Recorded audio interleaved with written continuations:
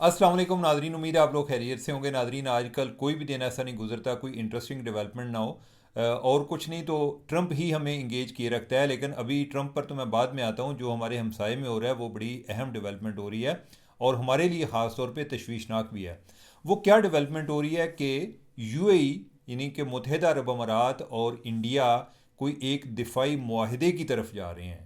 अब ये दिफाई मुआहदा पाकिस्तान के साथ के ख़िलाफ़ है या किसके ख़िलाफ़ है, इस पर हम जो है तफसीली बात करते हैं। उन्होंने एक जिस तरह होता है ना, एक लेटर ऑफ इंटेंट या एक्सप्रेशन ऑफ इंटेंट की एक आमादगी ज़ाहिर की है। यानी कि एक उन्होंने एक इस बारे में अपनी ख्वाहिश का इजहार किया है कि वो इसकी तरफ जाना चाह रहे हैं। इसके हवाले से उन्होंने कोई एमओयू साइन किया है। और ये बज़ाहिर जो है उन्होंने कोई ऐसी बात नहीं की कि जिस तरह पाकिस्तान और सऊदीया का दिफाई मुआहदा है उस तरह से बात नहीं की। लेकिन यह है कि दिफाई मसनूआत में कोई कोऑपरेशन, जो एक ताउन है उसकी तरफ वो कुछ एक कोलैबोरेशन करने जा रहे हैं। कि जैसे कोई आर्टिफिशियल इंटेलिजेंस हो या कोई और फील्ड हो जिसमें कोई एक दिफाई नोयत के लेकिन बाहमी दिलचस्पी के मामला हों। लेकिन नाजरीन, ये डेवलपमेंट बहुत इंटरेस्टिंग है। ये डेवलपमेंट हुई है कि जब यमन में सऊदीया ने जो यूए की गाड़ियों पर अटैक किया, जो कि उधर असला कोई बागियों के लिए लेकर जा रहे थे। उधर एक शिप के ज़रिए वो असला लाया गया और आगे वो बागियों को उन्होंने फ्राहम करना था। उधर सऊदी अरब ने हमला किया, उधर बम्बार्डमेंट की। और उसके बाद पाकिस्तान जो है इसके पास कोई ऑप्शन नहीं था कि जब सऊदी अरब का मामला आता है तो हम अपने आप को न्यूट्रल भी नहीं रख सकते। तो पाकिस्तान ने खुल कर कहा कि हम सऊदीया के साथ हैं। अब यह है कि ऑब्वियसली ये एक यूएई के लिए बहुत बड़ी सुबकी है। मुझे ज़ाती तौर पे पता है कि जो इवन जो यूएई के सफारतकार हैं वो बज़ाहिर जो हैं इन चीज़ों को डाउन प्ले करने की कोशिश करते हैं, लेकिन अंदर ही अंदर से वो इस बारे में बहुत ज़्यादा परेशान हैं और वो बड़ा ह्यूमिलेटेड फील करते हैं। अब यह है कि जब उस दौरान उन्होंने भी ये देखा कि कौन मुल्क जो है वो किस तरफ खड़ा है। और उस तनाज़र में उसके बाद ये चीज़ें आगे बढ़ना ये डेफिनेटली एक अहम डेवलपमेंट है। हम जो है उनको एक बेनिफिट ऑफ डाउट भी दे सकते हैं। हम ये कह सकते हैं कि हो सकता है कि कुछ इस मामले में पहले चीज़ें चल रही हों। ये कोई इत्तेफाक हो सकता है कि कोई वो इंसिडेंट भी हो गया और उसके बाद इन्होंने मिलना हो तो ये चीज़ें जो हैं वो रूटीन में हो रही हों। लेकिन लोग इसके बारे में और भी शुबे का इजहार कर रहे हैं। वो ये है कि आपको पता है कि यूएई के इसराइल के साथ भी ताल्लुकात हैं। और उस हवाले से क्वाइट लाइकली कि कोई जिस तरह हमारा सऊदी अरब का और टर्की का कोई आपस में मुआहदा होते जा रहा है होने जा रहा है। हो सकता है कि कोई इसी तरह का कोई ये ट्रॉइका बन जाए। मुझे ज़रा इसमें डाउट है, लेकिन यह है कि इम्कानात की जब बात आती है, जब वो एक दिफाई मुआहदे में एक दिलचस्पी का इजहार कर रहे हैं, कोलेब्रेशन में दिलचस्पी का इजहार कर रहे हैं, तो क्वाइट लाइकली कि कुछ चीज़ें इस तरफ भी चल पड़ें।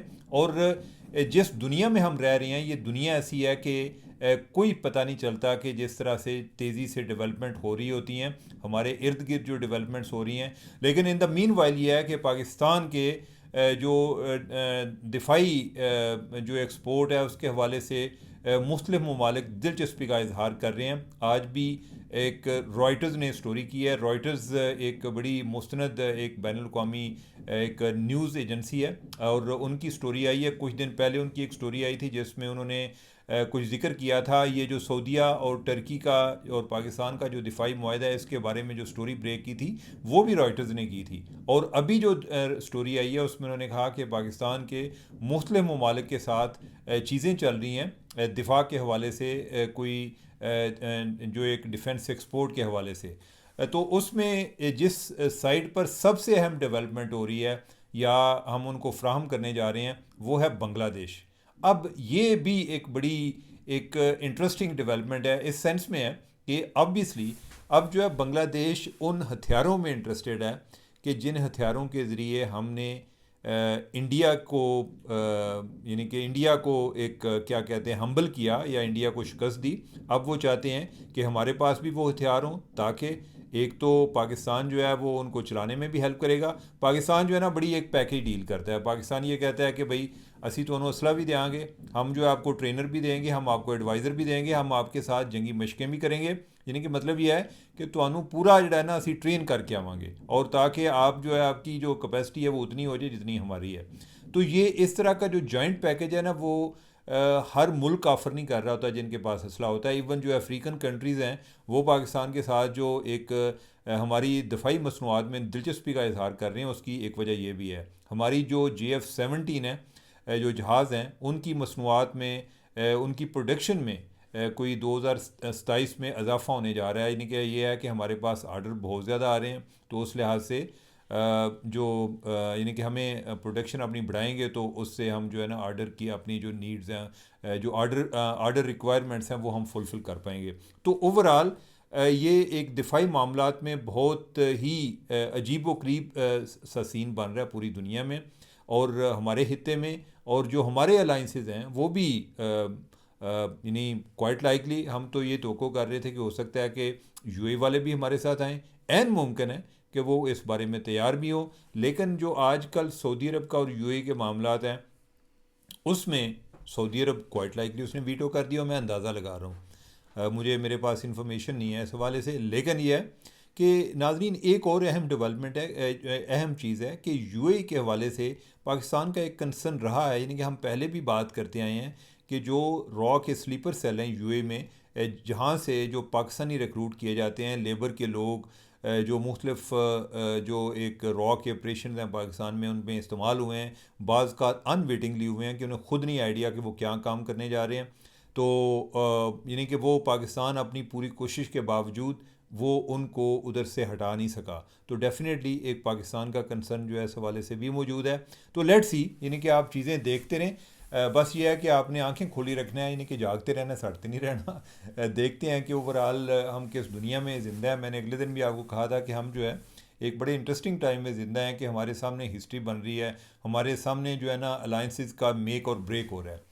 अब अपने नेक्स्ट टॉपिक की तरफ बढ़ते हैं और मेरे ख्याल ट्रंप पे पहले बात कर लेते हैं, बाकी जो है यानी पाकिस्तान पे हम आते हैं बाद में। कि जो ट्रंप है यानी कि उन्होंने ग्रीनलैंड में अपने जहाज़ भेज दिए हैं, अपने लड़ाका त्यारे उन्होंने ग्रीनलैंड में भेज दिए हैं, उसकी वजह से यूरोप में पैनिक है। लेकिन ये है कि साथ साथ जो है बेसिकली वो डरा भी रहे हैं और साथ साथ जो है वो उनको काम डाउन भी कर रहे हैं। वो कह रहे हैं कोई मसला नहीं है, यानी कि हम जो है हमने डेनमार्क की मर्ज़ी से भेजे हैं। बेसिकली ये है कि इनका मुआहदा है, एक दिफाई मुआहदा है जो कि 1951 में हुआ था। यानी कि उसके तहत जो है जो इसकी ग्रीनलैंड की दिफा की ज़िम्मेदारी है वो अमेरिका के पास है। अब सवाल ये पैदा होता है कि अगर आपके पास पहले से ही ज़िम्मेदारी है तो फिर आपने इधर आकर कब्ज़ा क्यों करना है। आप जो है यानी कि आप कह रहे हैं कि हमने इधर जो है अपनी ट्रूप्स की डिप्लॉयमेंट जो है वो बढ़ानी है, लेकिन वो इस चीज़ पे बाज नहीं आ रहा। अभी आज उसने कुछ मैसेजेस थे, कोई मैक्रोन जो कि फ्रांस का प्रेसिडेंट है उसने इसको मैसेज भेजे थे, वो इसने पब्लिक कर दिए। फिर कोई नेटो का चीफ़ है उसने कोई इसको एक दो मैसेज भेजे थे वो पब्लिक कर दिए, जिसमें उन्होंने को कहा जी कि भाई आके मिलें या मिल के बैठ के बात करते हैं, आप बहुत अच्छा काम कर रहे हो ये वो। तो बेसिकली शायद वो ये तासर देना चाह रहा है जी कि बाहर जो है मुझे गालियाँ दे रहे होते हैं, कंडेम कर रहे होते हैं और ये जो है मुझे इस तरह के मैसेजेस कर रहे होते हैं, तो वो इसको इंगेज करने की कोशिश कर रहे हैं। लेकिन ही इज़ आ क्या कहते हैं कि bull in the China shop वाली सूरत हाल है। अब देखते हैं कि इसका यानी कि क्या बनता क्या है। एनीवे यानी कि ओवरऑल जो यूरोप है उसमें काफ़ी इस हवाले से एक टेंशन पाई जाती है। नाजरीन अब जो है यानी कि हम आते हैं पाकिस्तान की तरफ। पाकिस्तान के हवाले से आज एक जो ख्वाजा आसिफ साहब हैं उन्होंने एक तकरीर की है असम्बली में, और तकरीर उनकी बड़ी अहम है। दो बातें उन्होंने की हैं, एक तो उन्होंने 18वीं तरमीम को टारगेट किया है, दूसरा उन्होंने जो डिक्टेटर्स हैं उनको सपोर्ट किया है। 18वीं तरमीम को उन्होंने ज़िमन में किया, उन्होंने कहा जी कि 18वीं तरमीम में हमने हर चीज़ जो है ना सूबों को दे दी है और जो वफाक के पास जो है ना कुछ भी नहीं रह गया, वो हर चीज़ जो है सूबों के पास चली गई है। और दूसरा ये है कि सूबे जो हैं वो भी अपनी ज़िम्मेदारी पूरी नहीं कर रहे और सूबे जो हैं वो भी चपीट माट के बैठे नहीं, यानी कि वो भी आगे आगे जो है ना लोकल बॉडीज़ तक आगे इख्तियारात की मुंतकिली नहीं होने दे रहे। और जब भी इलेक्शन होने लगते हैं तो ये उनको कैंसिल कर देते हैं, कोई ना कोई बहाना बना लेते हैं। उन्होंने तो ये कहा जी कि ये गुल प्लाज़ा वाला जो फायरिंग इंसिडेंट है उसको भी उन्होंने कहा जी कि ये जो है नाहली है कि हमारे यहाँ जो है ना एक फ़ाल जो है वो लोकल बॉडीज़ का सिस्टम नहीं है। साथ उन्होंने कहा कि ये जो ये हमारे लिए अलमी है कि हमारे यहाँ जब भी डिक्टेटरशिप आई उन्होंने लोकल बॉडी सिस्टम जो है उसको स्ट्रॉन्ग किया, और जब भी हमारी डेमोक्रेसी आई हमने उसको वीक किया। नाजरीन, बात तो सच है मगर बात है रसवाई की। हम जो है ना, हम आमतौर पे अपने आर्गूमेंट को स्ट्रांग करने के लिए हम शो करते हैं जी कि डिक्टेटरशिप जो है ना ये लानत है, ये बहुत ही बुरे लोग हैं, और ये जो बाकी हैं ना ये बिल्कुल दूध में धुले हुए हैं। ऐसी बात नहीं है। यानी हमने तो देखा है, हालांकि मुशर्रफ के टाइम पे बड़ी बातें लोग करते थे, लेकिन इतनी कोई सख्ती बहुत ज़्यादा नहीं थी जितनी आमतौर पे बयान की जाती है। लेकिन इवन अगर आप देखें कि मीडिया के हवाले से भी देखें तो जो इलेक्ट्रॉनिक मीडिया है वो मुशर्रफ के टाइम पर आया है। लोकल बॉडीज़ का सिस्टम बहुत अच्छा उसने बनाया था। पुलिस रिफॉर्म्स की थी। जो ये डीएमजी ग्रुप है, यानी डिस्ट्रिक्ट मैनेजमेंट ग्रुप, जिसको अब पाकिस्तान एडमिनिस्ट्रेटिव सर्विस ग्रुप भी कहते हैं, इनको उन्होंने काफ़ी एक कट टू साइज़ किया था। लेकिन जो ही वो मुशर्रफ गया तो उसके बाद इन्होंने हर चीज़ जो है ना आमरीत के नाम पे तमाम ये कवानीन जो हैं वो रिवर्स कर दिए। ये इंतहाई शर्मनाक बात है। यानी कि जो एक अच्छी चीज़ हुई थी उसको भी बुरी कर दी, सो मच कि बलूचिस्तान में आपको पता है कि कोई जो मुशर्रफ के आने से पहले कोई 5% एरिया था जिधर पुलिस थी, और जब मुशर्रफ आया तो उसने 100% एरिया में पुलिस कर दी। लेवीज़ की जगह पुलिस आ गई। जो ही जो हमारी सियासी गवर्नमेंट आई पीपल्स पार्टी की, इन्होंने वो रिवर्स कर दी। अब जो है जाके दोबारा से वो सारा एरिया हम पुलिस की उसको उसमें पुलिसिंग करने जा रहे हैं। अब ये बताएं कि बलूचिस्तान में अगर पुलिस ही नहीं होगी और हम हर टाइम बातें करते रहते थे जो तो फ़ौज कर दो फ़ौज कर दो, आप जो है यानी कि कोई एक मसले को हल नहीं करना चाहते, लेकिन ये है कि हर टाइम रोना रौला पाना, बस यही हमारा जो है एक फ़ेवरेट पास टाइम है। एनीवे, जो ख्वाजा आसिफ ने बात की है मेरे हाल ये काबिल गौर है कि भाई अगर आप वाकई साबित करना चाहते हैं कि आप डिक्टेटरशिप से बेहतर हैं, डेमोक्रेसी डिक्टेटरशिप से बेहतर है, तो अपने वैल्यू सिस्टम के ज़रिए करें, लोगों तक इख्तियारात को मुंतकिल करके करें। जो डेमोक्रेसी का मतलब क्या होता है, डेमोक्रेटाइज़ करना, कि ज़्यादा लोगों तक एक चीज़ पहुँचाना, जो पावर है उनको ज़्यादा लोगों को एम्पावर करना। लेकिन हम अनफॉर्चुनेटली नहीं कर रहे। 18वीं तरमीम पर कोई बात करे तो उस टाइम उसके पीछे पड़ जाते हैं, लेकिन उसकी वजह से अच्छी चीज़ें भी हुई। मैं यानी कि ख़ुद 18वीं तरमीम का बड़ा दिफा करता आया हूँ।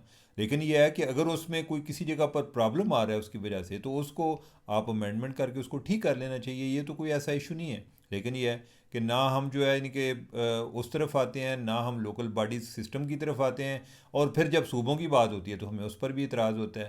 तो एनीवे, ये आज की गुफ्तगू, और नाजरीन मेरे हाल काफ़ी हो गया, मुझे दें इजाज़त। अल्लाह हाफिज़।